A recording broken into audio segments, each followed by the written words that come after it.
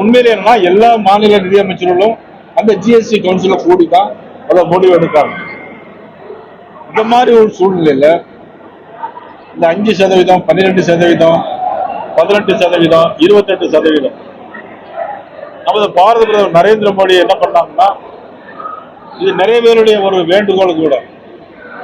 இந்த வரக்கூடிய தீபாவளி அன்னைக்கு 22ஆம் தேதியில இருந்து அந்த 12% அப்படியே எடுத்துறாங்க. 12% எடுத்துட்டு அதுல 90% கிட்டத்தட்ட 5% கொண்டு வந்துடலாம். ஹோட்டல்கள் சாப்பாடு எல்லாமே இருக்கு இல்லையா, அதெல்லாம் கொண்டு வந்துடலாம். அதுல 10% எடுத்துதான் 18% கொண்டு போறாங்க. 28% என்னன்னா சிமெண்ட், கம்பி, மெட்டீரியல்ஸ்.